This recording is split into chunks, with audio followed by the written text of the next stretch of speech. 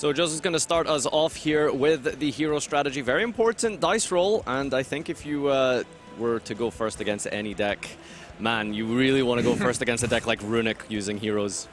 Ooh, and I already see one of the free copies of Fusion Destiny, which obviously was brought back to free not that long ago, and it's a powerhouse in this specific deck, and that's what we start things off with. One of the few decks remaining that can still summon Destroy Phoenix Enforcer. Exactly. Yeah, we saw in the previous years how powerful of a card that is, and still holds true. And that also a way in which you can get to this Dark Angel that really is powerful, because it basically works similarly, even better than Imperial Order. So essentially, outside of Forbidden Droplet, back in the day, there were not many outs to it. And showing off the Starlight Rare Fusion Destiny there. Yeah. Bit of a flex on his opponent with the combined Ultimate Rare Fusion Destiny. But hopefully that isn't the end of the turn here. We did send Malicious, combining with Denier, an absolutely incredible card. Semi-recent, you know, kind of new. Allows you to recycle those not once per turn Destiny Hero Malicious, which Joseph is going to activate here. Nice. We have seen Malicious, of course, in some of our Time Wizard tournaments, especially the March 2010, but still, 2023, we see some Malicious action here. It's an incredible card because it isn't once per turn. It gives you a level 6 body, a Dark Warrior, which is very usable in so many decks over the course of the last few years. I think I remember specifically playing it in Burning Abyss once upon a time in 2018. Okay. Weird. You know? Able to use it for link climbing, but we're going to use it for what I suppose the real purpose of it is, and that's to utilize a link summon of a hero. Yeah, essentially, I mean, Fusion Destiny was used by a lot of decks. Prank Hits I got on top of my mind, for example, with obviously the Predator Anaconda, and in those decks it was pretty much the last card you would activate because it locks you into Dark Hero monsters. But when you're playing an hero deck, obviously that restriction is a lot less relevant. Yeah, he's more than happy to just activate that Fusion Destiny as his first card because it's actually the deck it was made for. Yeah. Yep. I mean yeah. And also having the Destroy Phoenix Enforcer on the field also, I think is usually one of these annoying cards to play around. It's really, really resilient because of the recursion effect that allows it to activate in the graveyard when it's destroyed to bring itself back on the following turn. It was a sort of a little debate, I suppose, a year ago or so when people were playing Anaconda. It's like, do you want to go Dragoon? Do you want to go Fusion Destiny? Yeah, I mean, I think it was a good argument, especially because, like, I think, I mean, in the hero deck, having the Fusion Destiny gives you such a huge advantage, and now we can see Philipp might not be super familiar with the hero, as we mentioned before, might be not a popular decision, and now still got nightmares, honestly. Thinking back at that card, yeah, there is the Dark Angel searched by Elemental Hero Stratos. Unbelievable. We're normal summoning Stratos in 2023. Yeah. This deck has really gone through so many different iterations over the years. Is that a link summon? Ooh. Yeah, because you need 3 exactly to get... no. It seems as if it was a link summon, but it used the Enforcer to just pop itself in the link. Makes more sense. Right. Because you need 3 to activate the Dark Angel, and now the lock is in play. So his opponent is in trouble. At the same time, though, this was really good against the deck I was using back then, which was Despia, because you had no links. In this deck, it's not as strong because maybe you can get to a monster, but then with the Phoenix, you can destroy the other monster. So you know where the idea comes from. But it's actually usually you would summon everything in defense. Otherwise, they can just crush into the Stratos. So I want to see where the Stratos. If he's going to stay on the field or, otherwise this lock is obviously less, so it's going to stay on the field. Yeah, so I mean, next standby phase, Destroy Phoenix Enforcer comes back. If he tries to go battle phase and lock, he can destroy his own, but the problem is that if he has a monster, then he can link summon potentially. So let's see. I do see 3 monsters in the end, and there are some of those Camellias, I think. Let's see. Yeah, Camellia is the sort of the Armageddon Knight of the Naturia deck, allowing you to send to the graveyard. And it also has the really important replacement effect as well, right? Yeah. So does so much. the Naturia cards need to tribute in order to activate some of their effects, but you can actually mill 2 from the top of your deck. So you can actually end up with multiple negates using the Naturia Sunflower. And this, I think, was one of the main reasons why Dinkabui was playing this deck also at the past YCS, because most of our players were not so familiar with the deck, and the Naturia cards themselves have so many interactions, and I mean, it's super difficult, as you mentioned before. I mean, the Sunflower itself, I think, is incredibly powerful. Yeah.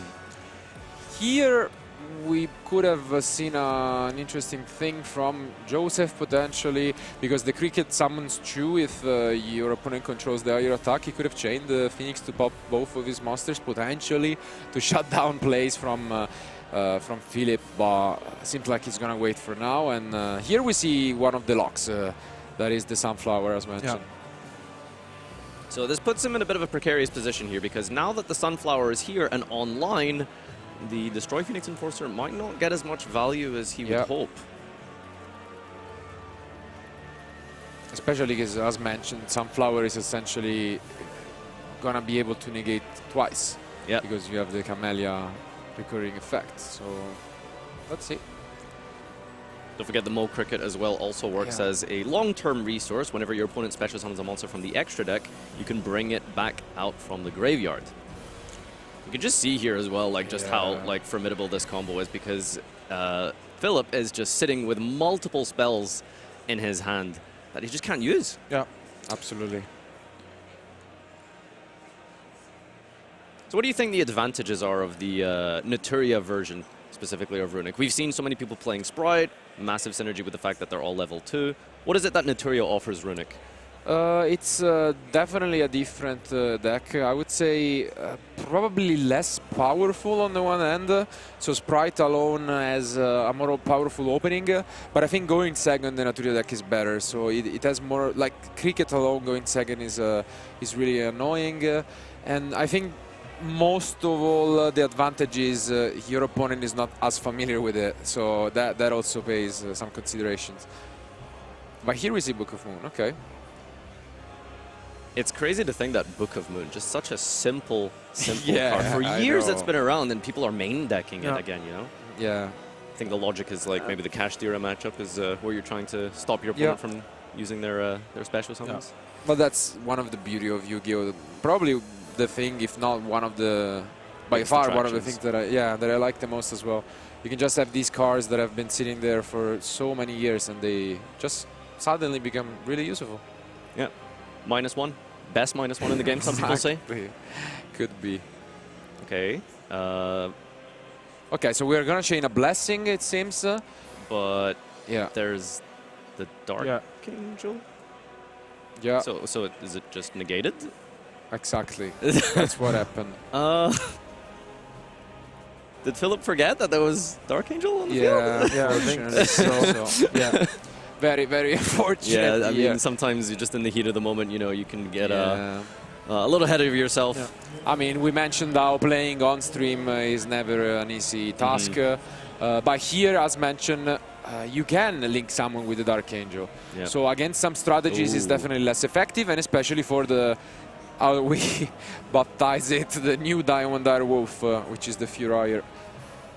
And now, he's gonna try and activate it maybe. Not super effective, obviously, against the Phoenix Enforcer. This might be an opportunity to try and, you know, force out the last remaining disruption from Joseph, hit the Destroy Phoenix Enforcer, potentially go for the back row. But most important of all, he has access to spells now. Yeah.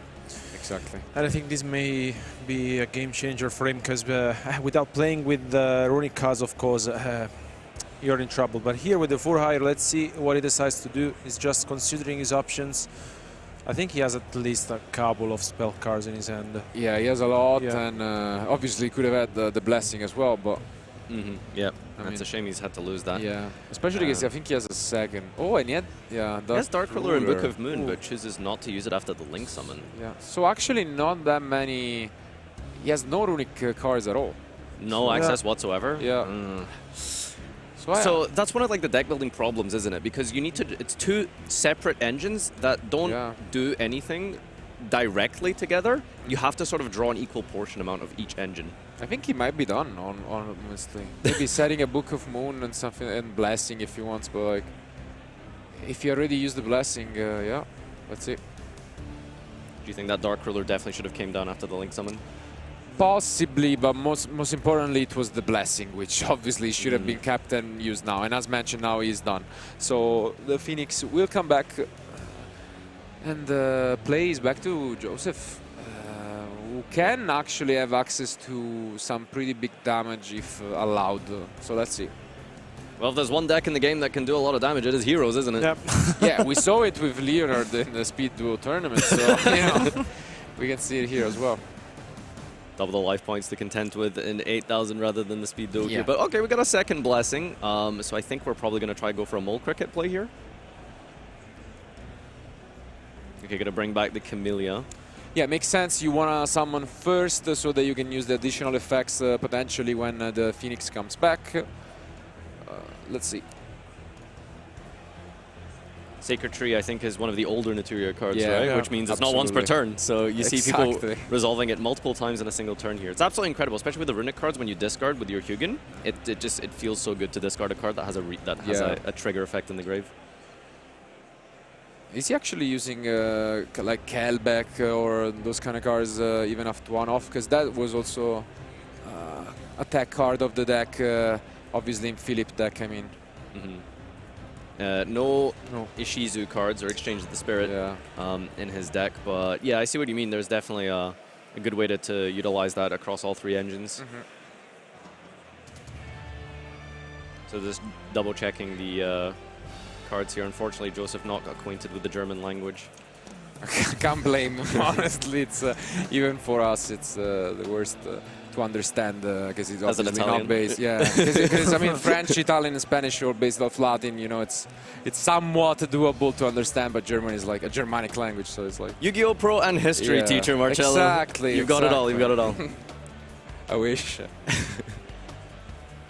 All right, so Joseph just double checking all of the effects that are in the graveyard here, just in case there's. Oh, all right. Infinite Impermanence comes down on the Camellia. Good for Philipp that he didn't use the same column, at least from our last future match. Yeah. No column incidents this game, but this is the this is the important turn 3 clapback for Heroes. Now he achieved everything that he wanted to. Dark Angel lockdown on turn 1, be able to have just enough resources to survive, and now it really is just Joseph's game to try and navigate to victory here. And there goes Malicious once again. Yeah, because I think now if I were Joseph, you just go and try to push enough damage, right? Yep. Wonder if we'll be seeing Wake Up Your Hero in this match. He is indeed playing it in his extra deck. Yeah, one of the few recent additions to the deck. Do we have a Denier in the graveyard? Did he use that last turn? I think so. I think he already used it, yeah. It's such a good card here. The Cross Crusader, I think this is. The allows you to bring back as well. So just trying to get as many possible monsters onto the field here. But this is where the Mole Cricket gets the trigger. Exactly, has also a face-down Book of Moon, I believe, of his own. So there is the Denier, yeah. And as you mentioned, the good thing is you get back this Malicious, which is not once per turn, so you can keep on using it potentially. So what do you think Mole Cricket gets to set up here? Because the Sunflower is gone, and he's only playing one, I believe, right? Yeah, he's playing one. So it's tough to actually do something. I don't think it achieves anything without the spell, right? No. Not really. You get the Camellias, more Camellias, but like, not really in a pleasant spot at the moment. And yeah, it's gonna tribute it for the Crusader, and he gets one of his Vision Heroes, which he didn't yet access, but usually they are Vision Hero Vion. Yeah, key part of the combo. Yeah, so on summon, it does get to send a monster from the deck to the graveyard. Gonna go for Shadow Mesh. Shadow Mesh triggers to add any hero monster. Could go for Honest Neos if we're trying to push damage. And the secondary effect of Vision Hero is the the Vion is adding a polymerization. And he does play polymerization, so maybe we could see, as you mentioned, some of these new fusion cards. I didn't quite catch what he added, but I think it was a Plasma. Yeah, could be. He's playing one copy of Plasma as well. Yeah. talking of old cards, yeah. Hero decks just have so many ways to lock down your opponent in this day and age, you know? It's the deck that's been around for so long, and they've had support like, I mean, I wouldn't say Plasma support, that thing is ancient, but still being relevant even until today. Just a very simple simple effect, negate your opponent's monsters. Yeah, because you have so many different solutions, no? You have the Absolute Zero, otherwise you have the AC to get rid of your opponent's Spell Trap cards, then you have the Dark Claw. You have so many different options. I think Plasma was my first ever teen, Yu-Gi-Oh! Teen, back in like 2009 or something, I still have it. I think my first tin was the Dragon Ruler tin. There's one for each attribute, I think, wasn't there? Yeah. Good one. Yeah. Better than the Plasma one, for sure. But I mean, you know. Here's the Destiny Hero Malicious being brought out for the 3rd time in this match. Despite it being limited to 2, utilizing the combination with Denier. You don't need a 3rd one. Or a 4th one. Ooh, okay. There we go. Some damage. Is it the Tribute of Plasma? It is indeed. There he goes. Wow. Been a while. Been a while, buddy. Yeah. Choosing to lock down with Plasma rather than attempting to try and go for some kind of game shot. It's not actually great because Book of Moon is amazing against Plasma. So that's face down for Philip, who is gonna read it. For sure. Just making sure that it is possible to just simply book the Plasma here. 600 defense only, as you can see, so not a big threat. But again, the problem is just destroy Phoenix Enforcer. It's you know, going to be able to come back every single turn, and every single turn it's going to be able to just destroy a card. So with the Sunflower being gone previously, here I think you're forced to activate the Book of Moon on the Plasma. Not a surprise. Book of Moon great in this spot. And as you mentioned, Nadir, I mean, Enforcer technically is not even that good against this deck because of the Runick package. But there are no Runick cards at all yet for Philip, so that's why it is being so great in this game 1. Yeah, Philip basically just playing with a Naturia deck at this stage. So how do you think you actually deal with the Destroy Phoenix Enforcer in this situation? You need to get to the Runick cards, but we do see polymerization and actually use the Sunrise. Potentially. I can't tell if he has any. No, he's probably top decking, right? Because he can use that to draw 2 and discard 1 or something like this. Yeah, but let's see. So he goes for Sunrise. This one gets the Miracle Fusion out of the deck here. There it is. And this is definitely a pretty simple way to try and attack for game. And as mentioned, now he draws 2 because... Is it the Liquid? Yeah, exactly. The Liquid. And now he gets rid of Stratos. Declaration of attack of Vision Hero, Vision Hero, Elemental Hero Sunrise. Destroying a card helps you clear the field. And let's see if we can find 8,000 on this turn. No more disruptions left from Philip here. It really is just a case of, can we navigate through this? Because I think Phil is only left with the Dark Lure no more in hand, or maybe another card. How many cards does he has a few cards, but he has like another Blessing, which he couldn't use, and I think another Camellia, maybe. Yeah. So the Mole Cricket is activating its effect now. I think he might only have Camellia. Yeah, I think so. I think he's the only one remaining. He's in the graveyard. He's playing, It can summon itself? Yeah. Wow, all right. Yeah, I mean, using this just to wall up, basically, try and survive. There should be some piercing damage available somewhere from Joseph, I think, right? If I'm not mistaken, might be a way to still plow through this Naturia wall here that we've created. And so I think that's a Destroy Phoenix Enforcer being used on the Sunrise. And here we see Miracle Fusion coming 2, down. 3, 4, that's what's 5, coming. 6, 7, 8, 9. Oh, wow. 10, 11. 11 vanishes from Miracle Fusion. Wow.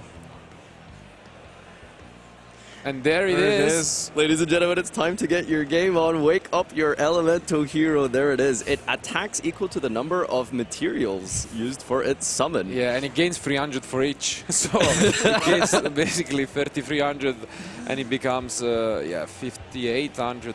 Yeah, that's crazy. Wow. Let's just wait till Philip to read this card, get to the end of the sentence here and realize what's going on. It's a pretty long text, to be fair, so yeah. Doesn't even need to wake up because it's not a dream.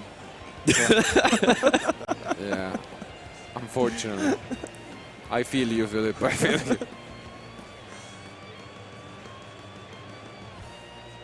So are we just double checking, I think, maybe the number of materials? Yeah, I think he might have used plasma as well, or not? Ah, used yeah. I think he used plasma from field as well. That's why it's gone banished. Yeah. Okay. So a 12 material just in case. Yeah. Okay, and now then it's gonna be a 6,100 attack monster, I believe. So that attacks the Camellia and yeah, that's enough. I mean, 20,000 attacks. They're gonna be there, and Joseph, wow, takes it with the wake up your elemental hero.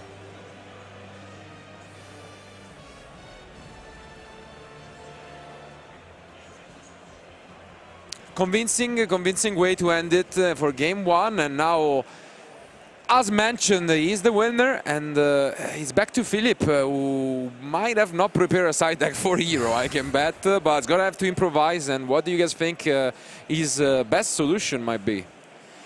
I don't think you really need to change anything going first in Naturia, right?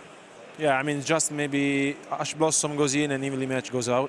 Because I think Philip will go first, most likely, if he really feels like, especially after what we saw and witnessed in game one. I mean, looking at his side deck, he has most of his cards for going second. A lot of options there, yeah. The thing is that if you're playing against hero, how do you feel like? Well, I think if you just set up Naturia Beast, is there a way to deal with that? I mean, if he's playing the Dark... Yeah, exactly, the Honest. Honest Neos, yeah. I mean, you might have a few because you have some extenders, but... The question is, so we have seen, as you mentioned, a lot of old cards coming back, and one of them is actually in the side decks for a lot of players with Weaken, which is the Organism Continuous Trap. So Grave of the Organism, Ancient Organism, and that's usually for Kashtira. But I think it's actually really good against heroes if you think about it, because like the Fusion Destiny are all among... You know, the Enforcer cannot come down. Yeah. And you can stop, you know, the Miracle Fusion target. So maybe if Phillips, you know, gets on my line of thought, he could even see that card in action in this one. And yeah, who knows? Maybe. Not sure who popularized this trap card. You know, I wouldn't know anything about that. But yeah, Grave of the Super Ancient Organism stops level 6 and above monsters from activating their effect or attacking. This means, well, in a deck like Heroes, you're going to be hard-pressed to find a way to deal with your opponent's field when all of your best monsters are level 6 and above. But as mentioned, it's now back to him, hopefully getting some of his Runick cards, because for now he has been playing a straight-up Naturia deck. But we'll find out now in Game 2. Our players are ready, so let's go back to the table.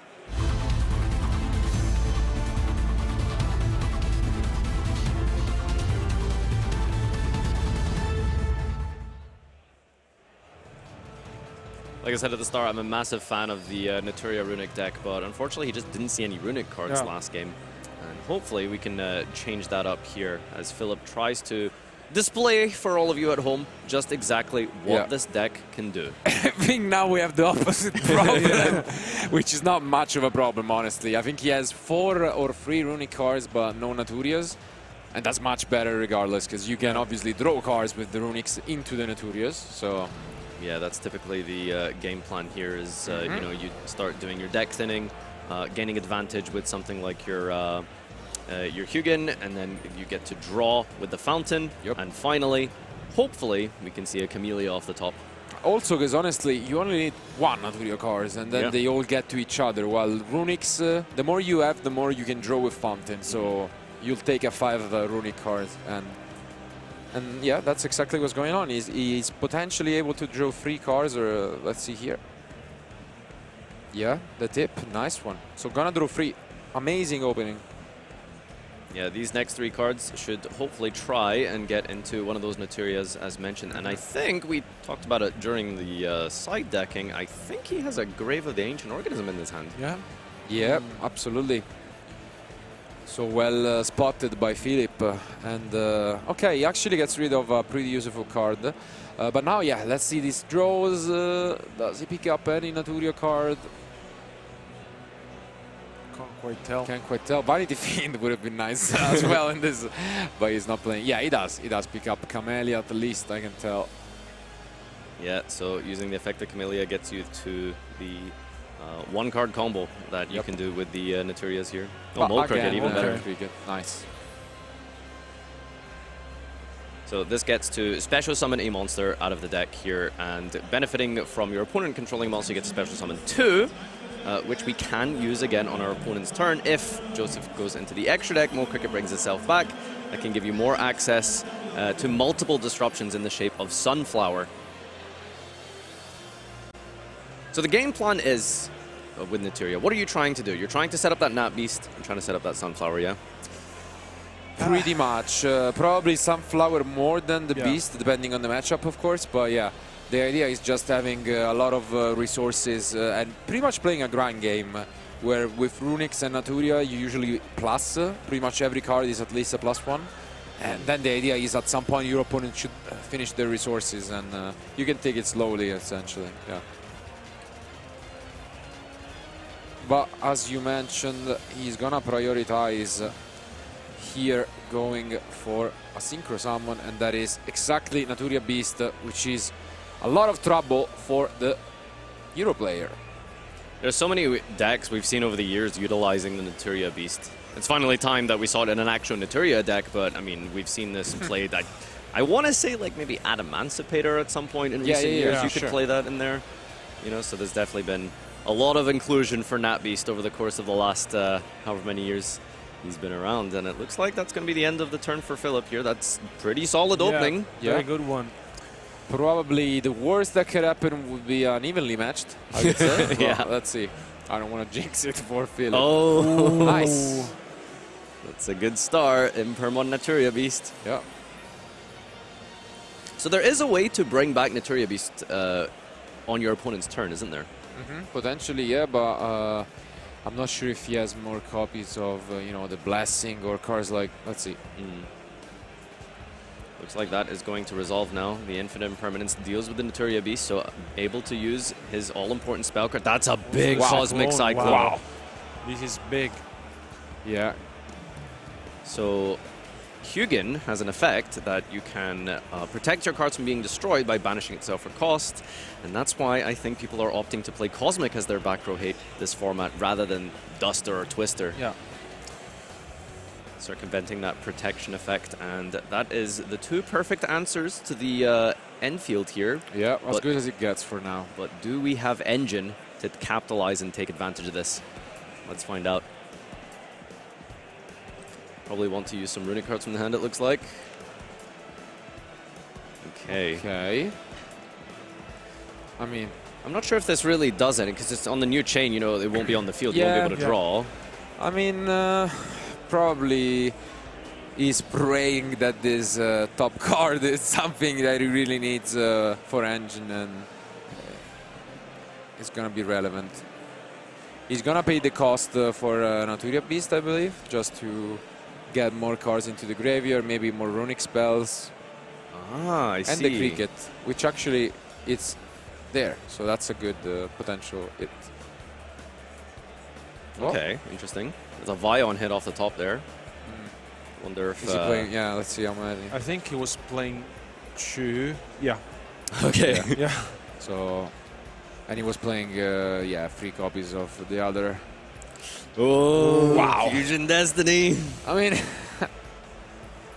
really unfair opening for now. We saw in game 1 how Fusion Destiny alone can give him so much advantage. And there is a super polymerization in hand as well. No, that's a mass change. Mass change, okay. For a moment it looked... So Philipp has to think in response here, because I believe we need to try and use the trap card Now, if it is Organism, I'm pretty sure that's a Super Ancient Organism. Yeah, you need so to use it now. Yeah, otherwise your opponent will simply, chain the effect and destroy Phoenix. Wow. Okay. Okay, and he picks Scoops up. it up. Okay, All right. Interesting, okay. That was pretty dominant. Absolutely.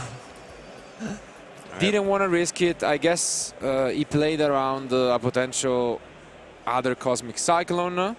But yeah, this is 1-1, so we are going to game 3. And now it's back to Joseph. As mentioned, at the very end, he played it super safe, because he could have flipped the trap card, but then if there is a Cosmic Cyclone, you cannot chain Ash Blossom. Well, the opposite is possible. If there is an out to Ash Blossom, you can always, chain the trap card afterwards. So maybe, yeah, he played it safe, but makes sense. He knew that if he survives this turn, it's over. 1-1. So let's see what's going to happen. What do you guys got? Even Steven here. Well, naturally going first with this Dark Angel lock is going to be really strong, but like you mentioned, there's a lot of side deck options in Philipp's deck, isn't there? Yeah, I mean, it's going to be fun, because on one side, Josef, I think will set in for sure the Anti-Spell Fragrance alongside with the Pointer of the Red Lotus. And on the other side, I think that Philipp is super well prepared to go second against any kind of deck, because he's playing 3 Gamma Shield, then he has the Ash Blossom, which, I mean, against Hero are good. Then there's also the Kurikara, the Incarnate, which a lot of players are relying on this weekend. And also, just in case, also the Nibiru. Well, I was going to mention, sometimes people say that the best end field for Salamangreat and Heroes is a Primal Being token. And that's fair enough, and it's definitely one of the best cards, even in this matchup, so he's going to bring those in. On the other hand, the Kaijus are interesting, because obviously they are great for dealing with the Phoenix, but you cannot deal with the Dark Angel on your side of the field, so at the same time it's not an out to that. But we'll see how it goes. I think it's going to be an even one regardless. We still have plenty of time on the round, so it shouldn't be an issue to end this one before the 45 minutes end. And it's still, as a reminder, a really important match, because they are on X1. And with the amount of players that we have, you really don't want to go X2 this early on. It's still obviously not guaranteed that you're out, but being X1 or X11 is really where you want to be in at the end of day one, and they're going to try their best. Regardless, though, I think they are basically ready with their side deck, so let's jump back into the table to find out the winner of Game 3.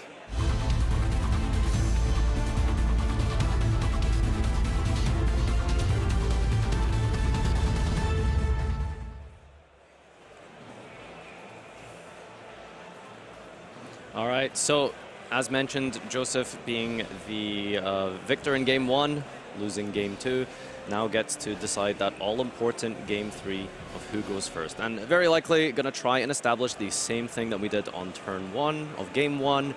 And it really is just going to come down to playing this as optimally as you can, keeping your cool, and trying to go for that combo. And a little bit of hope that your opponent does not have the all-important Primal Being token. I see a lot of traps, but I think again Fusion Destiny. Yeah. Oh, it's Hero Lives. Okay, it's Hero Lives. Okay. Yeah. Ooh, we're not on risk of time, are we? No. No, no. Okay. No, 17 minutes. The rest of the end though is really good, because Rivalry and a pointer, but a lot of life points down the line. So as you mentioned, he really needs to play this one quickly. 2,000 life points is what he could have just on the very next turn here. Yeah.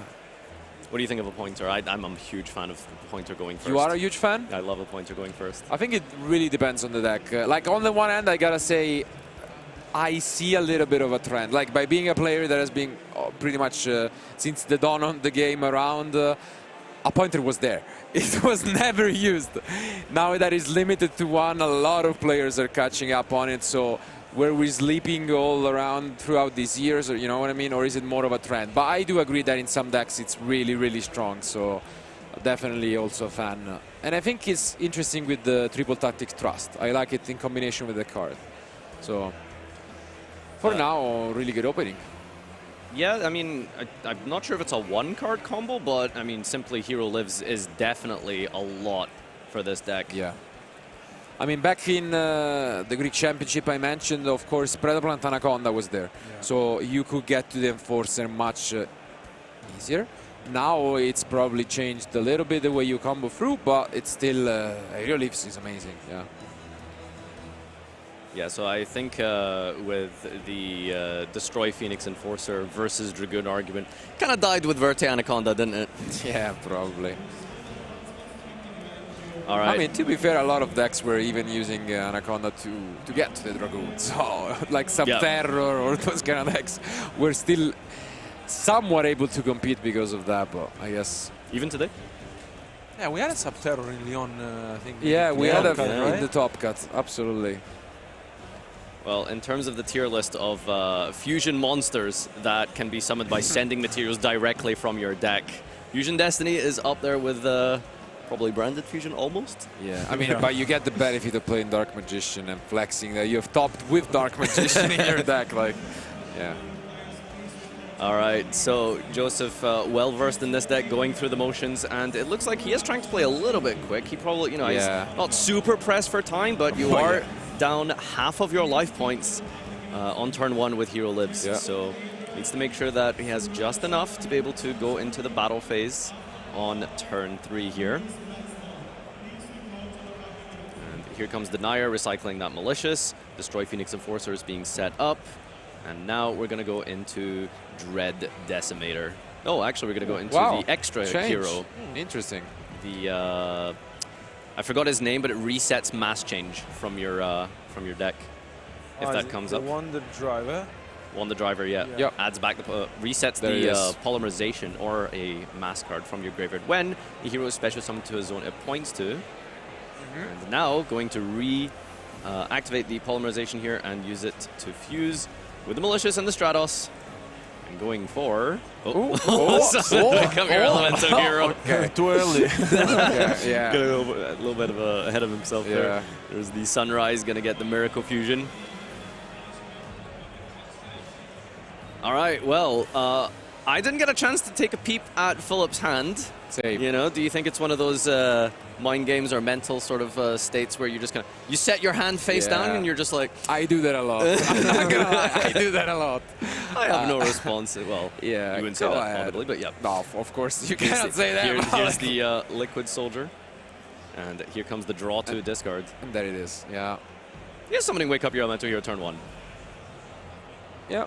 Okay, fair. Yeah, they're just gonna check whether the deck was cut and gonna do it just in case. So this is what I love so much about cards like Liquid Soldier. It's like you resolve them near the end of your turn, and when you've been deck thinning so much, post-siding, there's so many good cards. Oh my god, he picked up, the Fragrance. So he has Fragrance, Rivalry, and Lotus. What an opening. Yeah. Wow. Yeah, that's brutal. Yeah, this is exactly what I mean, just being able to get those all-important side deck cards. Side deck, something that Yu-Gi-Oh players, I feel like, don't really utilize to their best ability. You know, when it comes to deck building, sometimes people are just like, this seems good, I'll throw it in. But don't forget, at least 50% of your duels are played with the side deck. I agree. Oh boy. What do you think is the correct order for these trap cards? Or at least rather for Fragrance and Lotus? Do you think it's better to use one before the other? Do you think maybe anti-spell, resolve, is that okay? And then resolution, I a pointer? will go for that. Yeah. Just seeing if my opponent has any response to that. And then activating the Lotus, This isn't during the draw phase, is it? Or no, we are still in the... We're still going for this, okay. And we're going to get Darklaw. Yeah, this is crazy. I don't think you can ask for a better opening here from Joseph. Yeah. Wow. What an opening, honestly.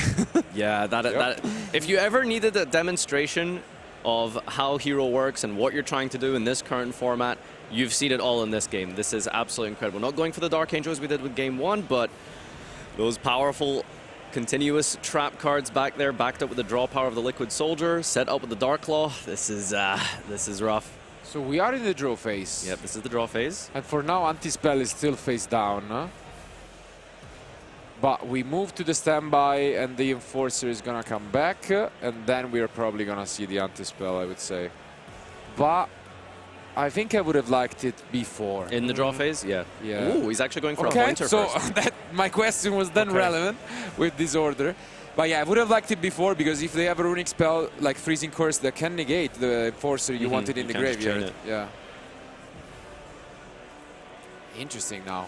Call by the Grave is usually one of the best outs to destroy Phoenix Enforcer, but that card has just kind of fallen off this format, hasn't it? And here we see it on the Dark Law, so it was a freezing curse, right? Or is it? It's flashing fire. Oh no, flashing fire. Flashing fire, Okay, yeah.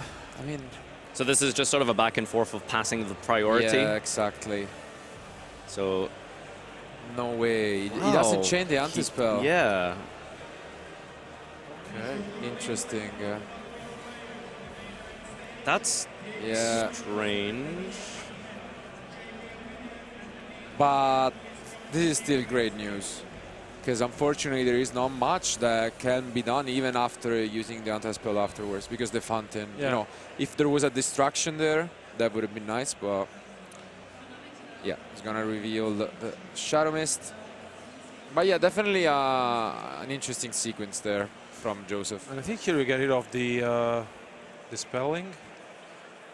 I'm sure he'll shout at me after this, but I am really a little perplexed as to why we aren't using anti-spell. Yeah. Yeah, he's got a plan. I mean, are we surely? I mean, now that you've seen the end, I think you don't use it. Yeah, because now they're all quick You wait plays. for the fountain. Because now you bait them, essentially. Even though the fountain doesn't do anything at the moment, because you have the same runic spell. Yeah. So yeah, a bit of a weird spot at the moment. But yeah. Important interaction with Runic Fountain is you can't actually draw if you activate a Runic on the same chain as the Fountain. You have to activate the Fountain, let it resolve. Yep. So I suppose in response to the activation of Fountain, you could anti-spell, potentially? Unless we're just being really silly. I think Does we he just just not have an anti-spell or something? No, the thing is, you wait for the Yugen. So they discard a card to get to the fountain, and then you flip the anti-spell. Yeah. So at least they commit the -1 from the Yugen. That's the idea. Which, now that the Lotus resolves, makes sense. At the beginning of the turn, it's arguable. But now it's where you flip the anti-spell. Yeah. Please. Okay. Thank you. Okay.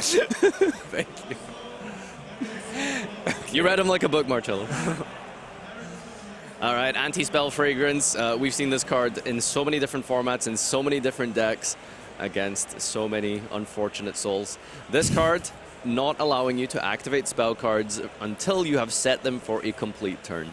That is absolutely debilitating against Runick, isn't it? Yeah. Because now Philip just... Because, I mean, yeah, as you mentioned, it's true that pretty much every Runic card is a quick spell, but the Fountain is the card that makes Runick really good. And you shut that down. And, yep.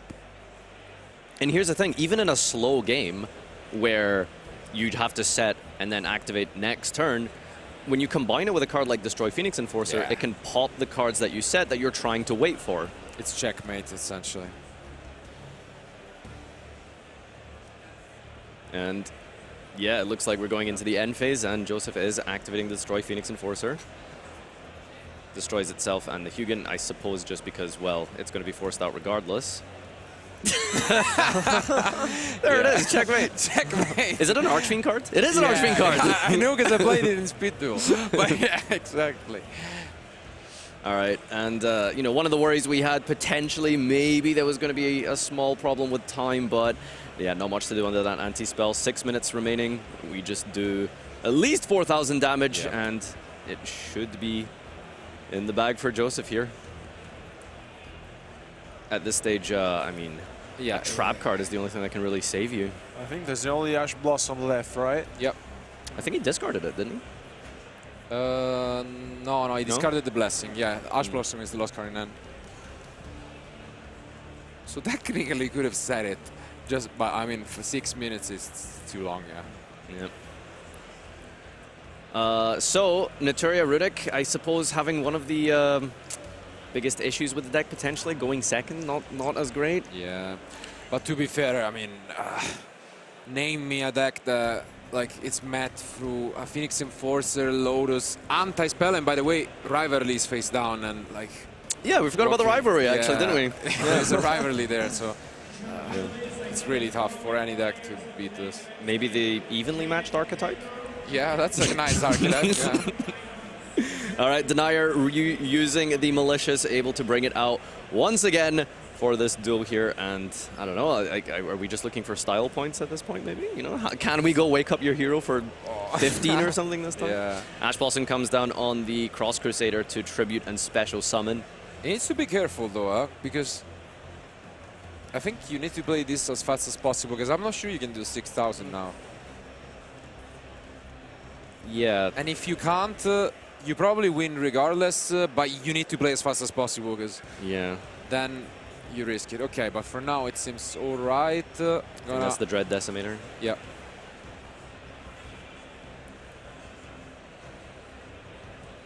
So this card is gain 100 for each hero in the graveyard, and if it attacks the defense position monster, inflict piercing. So yeah, that's where your piercing damage comes from in heroes. And is this enough to put him over the threshold? It is. This is 5,000 damage. Oh, actually, yeah, the Lotus Pay. He's still actually not ahead in life points. Yeah, that's why, the Lotus, yeah. Oh, no. So this is actually quite risky, because this is... I'm not sure how many heroes he has in grave, but let's see. It's all down to that. Does it boost all of your heroes? No, it boosts everything it points to, including itself. So yeah, it points both, basically. It boosts both, which might make it enough, but I'm not sure. He needs at least 5. Yeah, 5 engraved to be enough. Okay, it is enough. Yeah, okay, all right. Okay.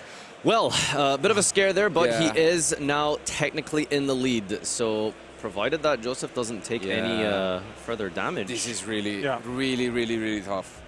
Because now the Enforcer is going to come back once again, and with the anti-spell resolved, Do you think you just immediately hit Fountain?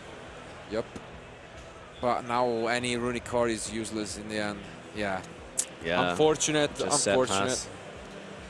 And here you can see just how crazy of a combo Enforcer plus anti-spell is,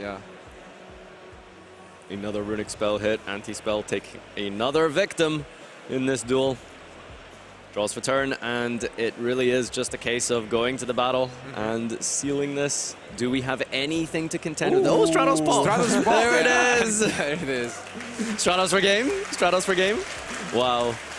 What a match, and well played by both, but in the end, hero was the deck that got it, and Joseph advancing with a 5-1 record. Quite an impressive future with the deck like hero, I suppose we got to see the full spectrum of the hero plays. You know, we saw it going second, we saw it locking with Dark Angel, and that incredible duel that we saw there, being able to use the draw engine into multiple floodgates. Also, given the amount of Runick players this week, and I think it will be super scary to play against this kind of deck, you know, not only for the Dark Angel, but also, you know, we have seen Anti-Spell Fragrance being played, and I mean, a lot of different things, but it showcased us how powerful the deck is, especially in game one. It was, I think... Yeah, I mean, we saw the ending with the Wake Up Your Elemental Hero, which was great to witness. But as you mentioned, it's, again, one of those decks where usually you would focus on the monster package and the side deck would be focused on that. Well, then when they side both Fragrance and Rivalry, you kind of want to side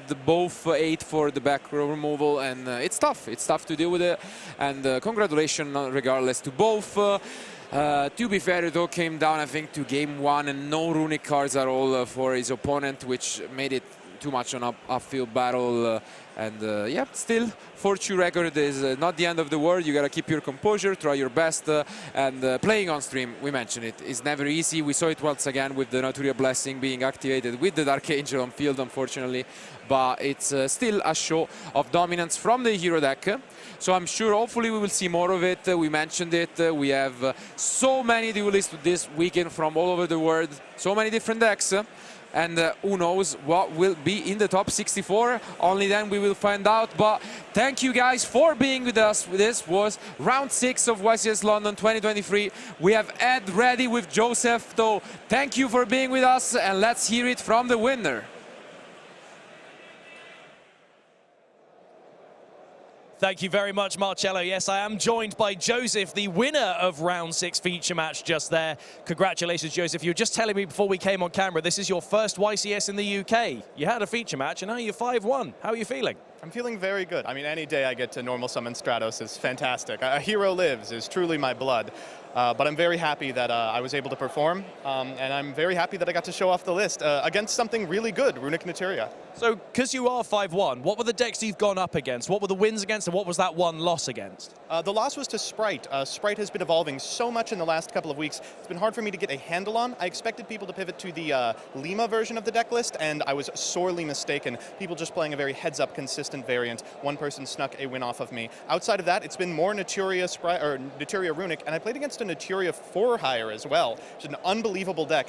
Shouts out to Cursed Eyes for pioneering a lot of the theory with that. It's a wonderful list. That was a very concise answer, Joseph. We appreciate that. What is it about Hero that you like? As we were watching you play testing some of this last night, it's clearly been a favorite of yours. It's a very high-value deck, because I really like the alternative art, polymerization, and all the nice rarities you've got in there. What is it that you like about the Heroes? Very shiny deck. Love it a lot. I have for a long time been struck by just how powerful Stratos is and has remained for about a decade. It's just shocking. Almost no other card has that type of longevity, and you know I want to take advantage of it while a card like that is legal, so very happy to be performing with it. Absolutely. So let's go through your performance in these games. So game one, we had the Dark Angel from you, and there was a moment where Philip forgot about Dark Angel's effect and tried to activate the spell, but managed to link that away into the Donna. You built a really great field with the Phoenix Enforcer, the Cross Crusader, Plasma, Sunrise to Surge, Miracle Fusion, Wake Up. Just a huge field, and he had to scoop. So at that point, what are you feeling? So that hand I opened Increase. Someone talked me into playing one, and for you who did that, how could you do this to me? But board was still good. Dark Angel is an FTK against a lot of the field. Unfortunately, not this deck, as it does have the Donner in the extra and ways to get monsters out. Unfortunately, a lot of the wins you get with the deck is unfamiliarity with that card in particular. It is worded so interestingly. Like Cerulean Skyfire, it negates at the point of resolution, which is hard for some players to grapple with. Interesting. So then we move on to our second game. This was a little bit difficult because there was all of the Naturia stuff. And there was you did manage to imperm the Naturia Beast at one point, but I think you just decided after that Fusion Destiny got ashed, you was just wanting to get into game 3 at that point? No normal in that hand. I was staring daggers at my opponent. I was like, if you have Ash Blossom, I need to see it. We got to get to game 3. I can't win a game in time when a hero lives twice. But we did get to do so. And you did. And then we go into that game 3. Just another amazing, huge field to start off with from you. That anti-spell fragrance really crippling against the, the Runick decks. That's always good. It was quite difficult because obviously as time was ticking down, you had fewer and fewer life points because of some of your effects. And with only 3 minutes to go was when you managed to get him down to 400 life points, and then that was pretty much sealing the deal. So even though you were feeling quite confident and you had the momentum, were you feeling nervous about the risks with the life points at all? Horrified. I don't think there was a line to the lethal that third game. I'm sure someone on the internet will correct me. But there was a way to get him down to 400, which I was like, okay, that's probably good enough if time becomes an issue. In game 3, Hero really is a transformative deck. It turns into Rivalry and Anti-Spell and a whole host of powerful cards that are great going first and much better with Destroyer, Phoenix Enforcer. They'll never get any of the quick play spells off to the races if you keep popping them before they're online. Well, fantastic. Congratulations again. A very eloquent interview from you, sir. Are there any decks that you're slightly nervous about going up against? You said you've had a lot of Naturias and things and Runicks, but are you nervous about maybe Kashtira or anything like that with your deck? Kashtira is a very easy matchup for this deck because of Dark Angel. The decks that I am the most scared of are Labyrinth. I have a very poor board plan against that, especially if they have Lord of the Heavenly Prison. And Sprite builds that are playing very close to the ground are an issue for me as well. But everything else I feel confident against. Well, best of luck with the rest of those Swiss matches. Maybe we'll see you in the Top Cup with this Hero deck. It would be exciting to see Heroes go that far. But once again, congratulations. Guys, don't go anywhere because we have another interview coming up for you in just a moment. But before that, we have a special announcement.